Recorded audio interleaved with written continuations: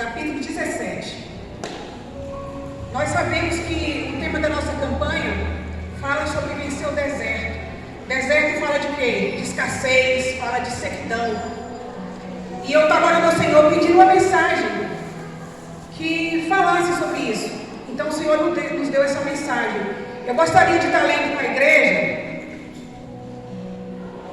Eu sei que é um pouco longo, mas eu gostaria de ler até o versículo 24. Ou seja, o capítulo todo. Amém? Quem puder ficar de pé em reverência à palavra de Deus.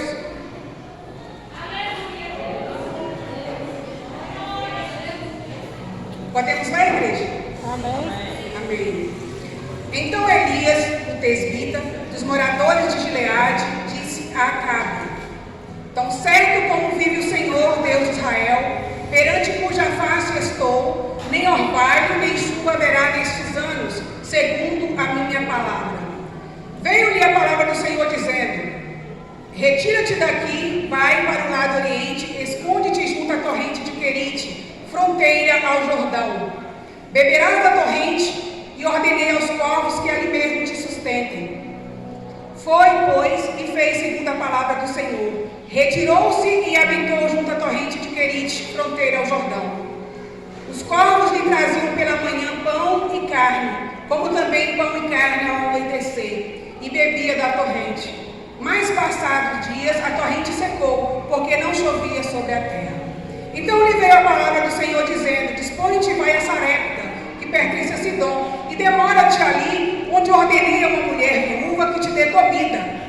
Então ele se levantou e se foi a Sarepta. Chegando à porta da cidade, estava ali uma mulher viúva apanhando lenha. Ele a chamou e lhe disse: Traze-me e peço-te uma vasilha de água para eu beber.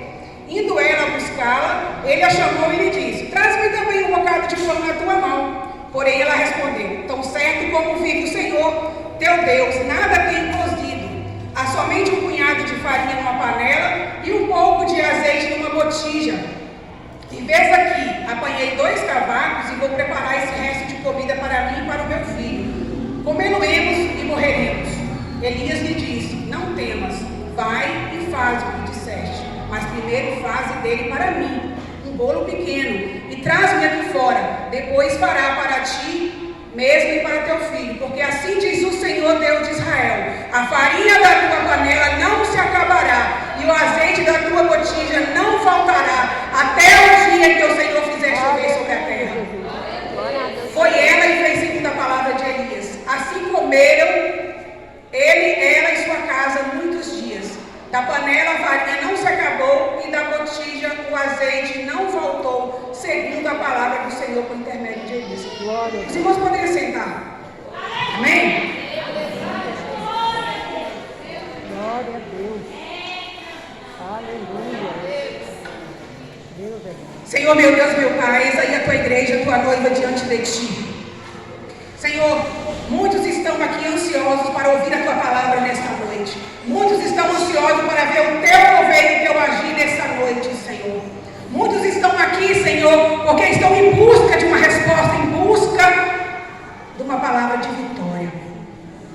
Senhor, eu te peço nesta noite que eu me mova no teu Espírito, que teu Espírito encontre liberdade na minha vida nesta noite, que caia por terra toda a sabedoria humana, toda a altivez, toda a soberba, e que teu Espírito se mova no meio da tua igreja. Fala com a tua igreja e fala comigo também nessa noite, Senhor, porque é o que nós viemos buscar nessa noite, uma palavra da parte de Deus. Fique à vontade em nosso meio, em nome de Jesus. Amém. Queridos, a palavra vai dizer que o profeta Elias chegou diante do rei Acabe e proferiu essas palavras, uma palavra de julgamento. O povo de Israel estava contaminado com deuses pagãos. Depois que Acabe se casou com Jezabel, Jezabel introduziu no meio da nação de Israel deuses falsos. E o padroeiro da cidade naquela época era Baal. E o povo se dobrava perante Baal. E o Senhor não estava satisfeito com aquilo. Então o Senhor levanta o profeta Elias e Fala para ele que vá diante do rei e profira essas palavras de juízo. Então o profeta chega diante do rei e diz: segundo a palavra do Senhor, não haverá chuva, nem orvalho sobre a terra, até que o Senhor determine que a chuva venha. E o profeta chegou e disse para o rei: segundo a minha palavra. E o rei ficou muito furioso, porque quem Elias pensava que ele era para chegar diante do rei e proferir tal juízo? O rei estava acostumado com os profetas de Baal proferindo bênçãos, proferindo mentiras, e agora vem o profeta de Deus e profere um juízo desse.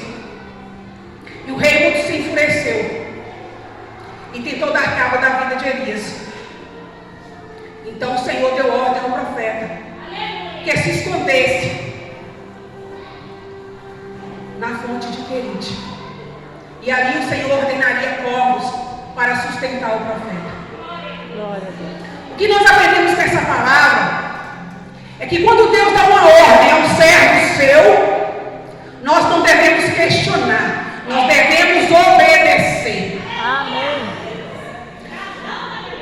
Quando Deus nos esconde, não tem quem possa nos encontrar. Glória a Deus. Elias estava ali em Querite, escondido no Senhor, em quem eu e você podemos nos esconder, no esconderijo do Altíssimo. O Senhor é o nosso refúgio e fortaleza. Aleluia. A sombra do Onipotente, onde nós podemos descansar. Glória. E ali estava Elias. A Bíblia não vai dizer nada sobre a família de Elias, se Elias tinha amigos, se Elias tinha parentes. Elias começa a surgir no cenário a partir do capítulo 17. A palavra Querite significa cortado ao meio. E eu experimentei esse lugar chamado Querite. Eu preparei um material para estudar a respeito. E eu estava com o meu material todo pronto. Eu estava consagrando ao Senhor. E quando chegou o dia que eu fui fazer novamente uma recapitular o que eu havia separado, o material todo sumiu. E de repente eu comecei a me lembrar de como foi a nossa vida aqui para Pará de Minas. Nós já estamos aqui há 3 anos. Nós viemos debaixo de uma palavra de Deus. Vá para Pará de Minas que eu tenho uma obra com vocês naquele lugar.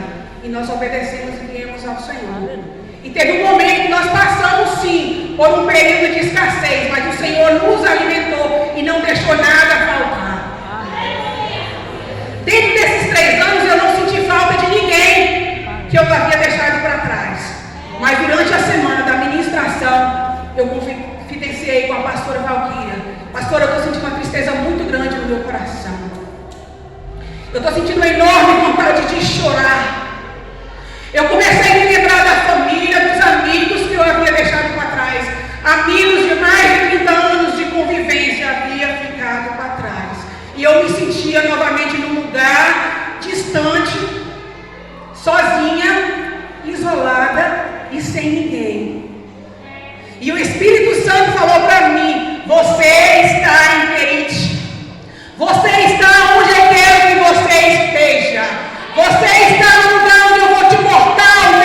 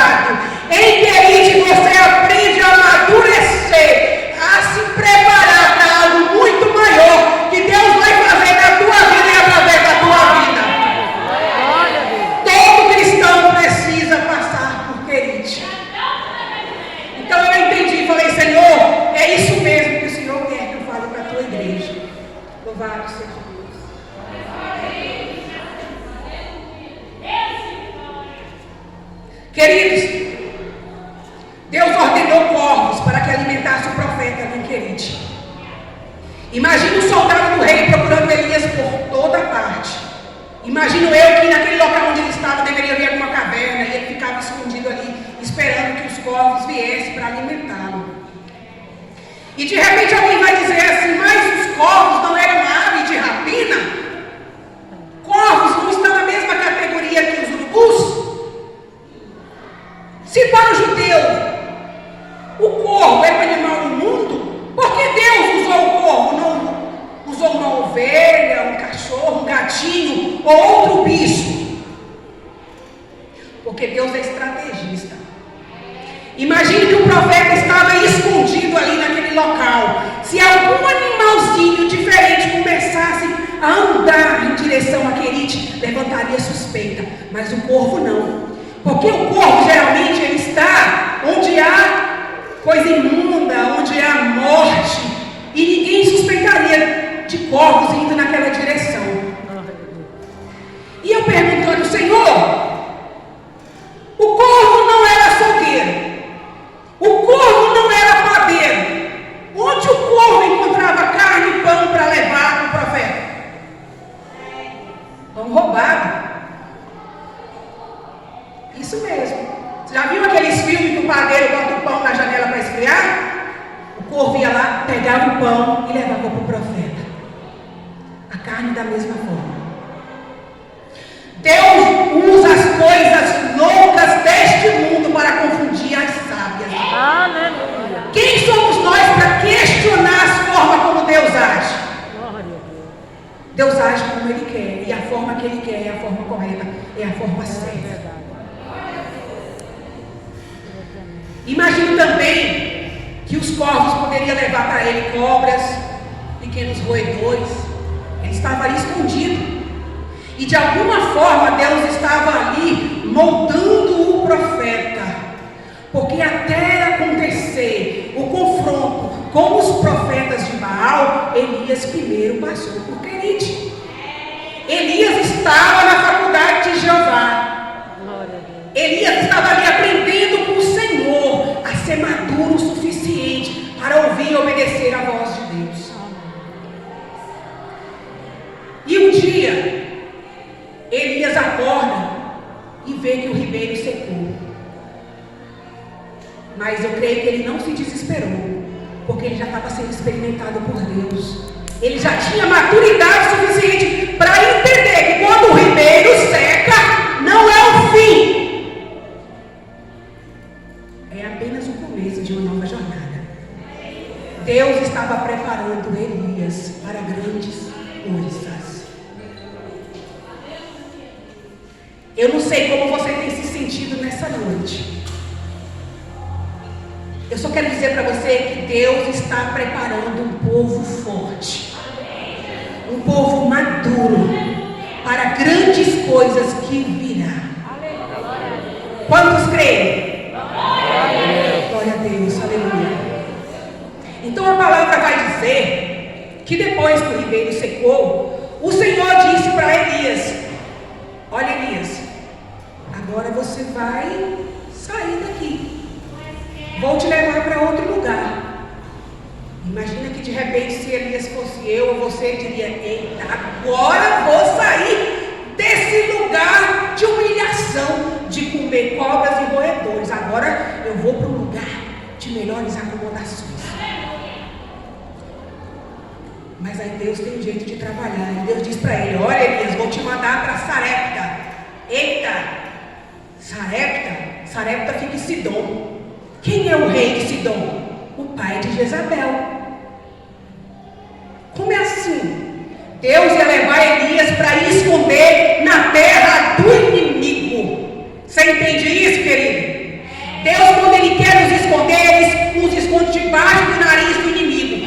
Deus nos torna invisível aos olhos do inimigo. Aleluia. É forte.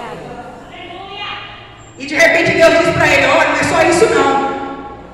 Eu trabalhei no coração de uma viúva para te dar sustento. Imagine como era a vida de uma viúva em Israel. Ainda mais em tempo de escassez. escassez, onde havia fome sobre a terra, onde não havia água. E Deus manda Elias para a casa da viúva. Eu aprendo que Deus, muitas das vezes, usa quem tem muito pouco para nos abençoar. Deus usa o fraco para abençoar a vida do forte. Deus faz coisa tremenda. Muitas das vezes você se sente pequeno, você se sente fraco, você se sente incapaz. Mas em meio à tua fraqueza, em meio à tua humildade, Deus vai te usar para abençoar a vida do outro. Louvado seja Deus. Eu posso falar com propriedade. Está aqui meu esposo. Quando nós chegamos aqui em Pará de Minas, nós passamos um período difícil. Meu esposo ficou há 1 ano sem trabalhar. E Deus nos alimentava aqui em Querite. Minha amiga Roseli, quantas vezes a gente recebia tanta cesta que das minhas cestas eu doava para abençoar a vida de outra pessoa. Então é assim que Deus faz. Os corvos alimentaram o profeta. Agora o profeta vai fazer papel de corvo para alimentar a viúva. Louvado seja Deus.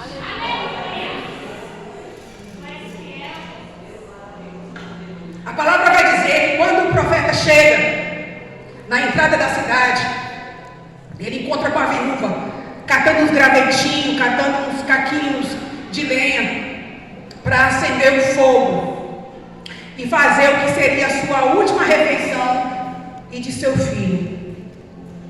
Não sabendo ela que do pouco que ela tinha, Deus usaria para alimentar não só o profeta, mas provavelmente muitos mais pedintes que passariam em frente à sua casa. Quando o homem e a mulher de Deus chegam no lugar, Deus chega junto. Onde o homem e a mulher de Deus chega multiplicação, chega milagre, chega ressurreição, chega renovo. Elias chegou ali na casa da viúva e ele pediu para ela um pouco de água. E falou para ela que desse para ele um pão, um bolo para ele se alimentar. Provavelmente ele deveria estar todo com a sua roupa já gasta pelo tempo que ficou ali escondido. E ela percebeu que ele era um viajante, até ele se apresentar como um homem de Deus. Amém. Imagino que ela dissesse assim para ele: olha, não sei de onde você está vindo, mas há fome sobre a terra.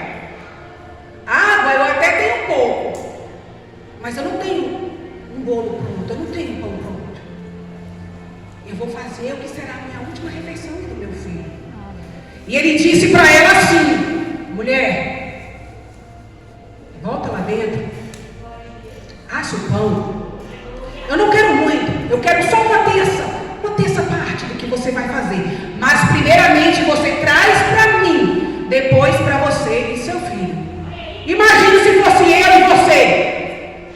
Eu, hein? Tudo que eu tenho em casa, como assim que eu vou dar para esse estrangeiro? Primeiro para ele, depois de alimentar a minha casa? Não. Se sobrar, eu te dou. Mas aquela viúva, o coração dela já tinha sido trabalhado por Deus. Ela entendeu que quem estava diante dela era um homem de Deus. Porque quem tem Deus na sua vida mostra a diferença. Quando chega, quando fala, ela percebeu que era o profeta do Senhor que estava diante dela. Então a mulher obedeceu. Ela foi lá, ela fez o pão e deu primeiro o profeta. E o profeta disse assim para ela, liberou uma palavra de bênção, uma palavra de multiplicação sobre a vida dela. E disse assim: porque assim diz o Senhor, Deus de Israel, a farinha da tua panela não se acabará, e o azeite da tua botija não faltará, até o dia em que o Senhor fizer chover sobre a terra. Louvado seja Deus. E Deus trouxe a multiplicação na casa daquela mulher. Ela pode se alimentar, ela pode alimentar o seu filho, ela pode alimentar o profeta. A palavra de Deus não entra em detalhe, mas eu creio que muitos passavam por ali em frente à sua casa e ela tinha o que oferecer. Glória a Deus. O que eu e você temos para oferecer àqueles que estão necessitados. Talvez você diz assim: ah, mas eu não sou um teólogo. Ah, mas eu não sou um profundo conhecedor da palavra de Deus. Você pode até não conhecer totalmente a palavra de Deus, mas você conhece o Deus soberano. Você conhece o Deus que salva, liberta, batiza com o Espírito Santo e leva para o céu. Amém. Eu ouvi outro dia um testemunho de uma mulher que ela dizia assim, que a sua mãe estava à beira da morte, o seu pai estava chorando sobre a porteira da fazenda, e um homem de Deus passou naquele lugar e disse para ele: homem, não sei qual é o seu problema, mas o Deus que eu conheço, Ele salva, Ele liberta, Ele cura, Ele batiza com o Espírito Santo e leva para o céu. E ele disse: se esse seu Deus curar a minha mulher, eu passo para a sua seita. E quando o homem de Deus entrou naquela casa, ele percebeu que a mulher já estava morta. Só que antes disso, quando ele falou isso, o homem falou: repete isso para mim. Ele repetiu. E quando ele estava ali no quarto, que a mulher estava morta, o homem de Deus começou a orar e disse para o marido assim: olha, ela já está morta. O marido se desesperou. Ele: espere, eu falei para você que o Deus que eu conheço, Ele salva, Ele cura, Ele batiza com o Espírito Santo e leva para o céu. Eu vou fazer uma oração. E aquele homem de Deus começou a orar e ele dizia assim: Senhor, essa mulher não teve oportunidade de te conhecer. Traga ela de volta para que ela te conheça e ela tenha oportunidade de te aceitar ou te rejeitar. E naquela hora o Senhor ressuscitou aquela mulher, e aquela mulher voltou à vida falando em línguas estranhas. Ela foi batizada com o Espírito Santo. E o marido ficou assustado e disse assim: o que é isso? A febre subiu para a cabeça dela. E ele disse: homem, tu não entende nada de Deus, ela está sendo batizada com o Espírito Santo. E na mesma hora aquela família toda aceitou ao Senhor. Onde eu e você chegarmos, nós temos que fazer a diferença, como homem e como mulher de Deus. E como fazer a diferença? Tendo a nossa vida revestida com o Espírito Santo de Deus, porque só Ele é quem pode convencer. É a palavra que diz que é o Espírito Santo que convence. Amém. Precisamos buscar mais e mais sermos cheios da presença de Deus. Aleluia. Glória a Deus.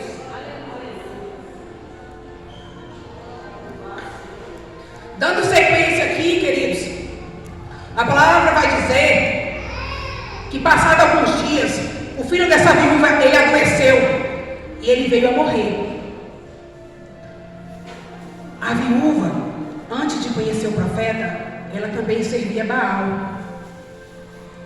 E ela ficou muito aborrecida, muito triste, e ela acreditou que o Deus de Israel estava punindo ela, porque ela havia sido adoradora de Baal. E ela vai e chega para o profeta e ela diz assim: que fiz eu, homem de Deus? Vieste a mim para trazer à memória a minha iniquidade, para jogar na minha cara os meus pecados e matares o meu filho? E o profeta pegou o filho daquela mulher, levou para o local e começou a orar. Ele orou por 3 vezes e ele falou com o Senhor. E o Senhor trouxe de volta a vida do filho da viúva. Porque onde o homem e a mulher de Deus chega junto. Onde Deus chega, a vida, a ressurreição, a renovo. Elias não estava ali para trazer morte naquela família, mas para trazer vida, para trazer salvação, para trazer multiplicação. E aquela mulher, ela pôde conhecer verdadeiramente que Elias era homem de Deus. Ela pôde se dobrar diante do Deus de Israel. Louvado seja Deus. Aleluia, aleluia. Queridos, o nosso Deus é quem nos guarda em tempo de escassez. O Senhor é quem nos guia continuamente e farta a nossa alma em lugares áridos. Fortifica os nossos ossos e nos faz como um jardim regado, como um manancial manancial cujas águas nunca faltam. É o que está escrito lá em Isaías. Eu quero dizer para você que muitas das vezes você pode até sentir falta de alguma coisa na tua vida. Mas lembre-se que o Deus que estava na vida do profeta Elias é o mesmo Deus que está aqui nessa noite. Eu quero profetizar na tua vida nessa noite. Levanta a mão em nome de Jesus. Eu profetizo nessa noite que há restauração de casamento nessa noite. A cura na tua casa. A multiplicação, a providência de Deus. Enquanto você está aqui buscando a face do Deus Todo-Poderoso, o Senhor está dando ordem aos anjos ao seu respeito, para que vá na sua casa e faça uma mudança sobrenatural nessa noite. Em nome de Jesus, receba a vitória de Deus sobre a tua vida nessa noite. Em nome de Jesus. O Deus de Israel está aqui. O Deus Todo-Poderoso. O Deus capaz de trazer vida àquele que está morto. O Deus capaz de levantar aquele que está caído, de alegrar o coração daquele que está abatido. Louvado seja Deus, aleluia, aleluia, aleluia. Louvado seja o nome do Senhor. Glória a Deus, aleluia. Alabás, triande, canta, alabás, remanaço e decanta, alabassúria. Louvado seja o nome do Senhor, aleluia. No seu momento de escassez, lembre-se que você tem um Deus. Glória a Deus. Um Deus capaz Aleluia. de multiplicar a farinha da tua panela. Amém. Um Deus capaz de fazer multiplicar o azeite da tua botija. Aquilo que tem sido falta na tua vida, hoje o Senhor está derramando a unção de multiplicação, de bênção sobre a tua vida, sobre a tua casa e sobre a tua família. Aquela viúva não só conheceu a Deus de Israel, como eu creio que toda a sua casa passou a servir ao Senhor. Porque a bênção que o Senhor traz sobre a minha vida e sobre a tua vida se estende a toda a nossa geração. Glória a Deus, aleluia. Grande Deus. Amém. Glória a Deus. Hoje é culto de campanha, Glória a Deus. mas também é culto de guerra. Hoje estamos em guerra espiritual. Em todo o tempo estamos em guerra. A guerra, eu aprendi que ela é coletiva. A guerra é de toda a igreja do Senhor em toda a face da terra. Mas a batalha não. A batalha é particular. A batalha é de cada um. Eu quero dizer para você que o Deus de Israel está aqui para pelejar por vós. Louvado seja Deus. Aleluia. Aleluia. Aleluia. Como eu havia falado no começo, Querite significa lugar de corte. Talvez o que está acontecendo com você não está entendendo, é tratamento de Deus. Porque Deus trata com cada um de nós de forma individual. Até que nós estejamos no prumo. Até que nós estejamos no eixo da forma como Deus quer. E quando Deus faz isso, não é para nos punir, mas é para nos ensinar. É para nos admoestar, é para nos forjar para algo muito maior que virá. Louvado seja Deus, aleluia. Glória a Deus, aleluia. Queridos, eu não sei o que você esperava ouvir nessa noite, mas eu creio que o Senhor, nessa noite, falou com alguém aqui neste lugar. Se você está em Querite, glorifica o Senhor. Glorifica o Senhor, você não está em lugar de punição. O Senhor está te forjando para que você amadureça. Glorifica o Senhor, porque grande será o milagre que Deus fará na tua vida e através da tua vida, porque essa é a promessa para os filhos do Senhor. Deus está levantando uma igreja forte nesses últimos dias, porque o Filho do Homem está às portas. O Senhor vem buscar uma noiva lá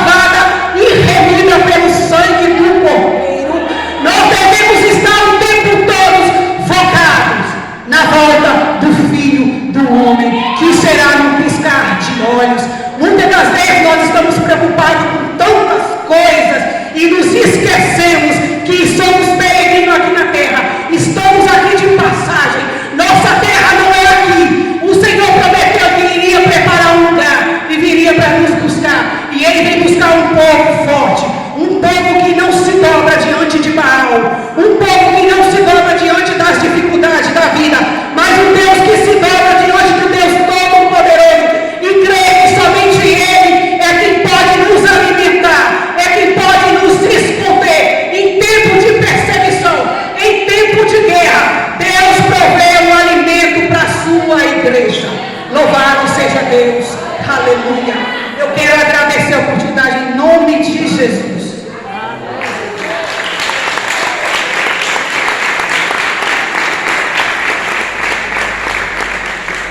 Louvado seja Deus. Ei.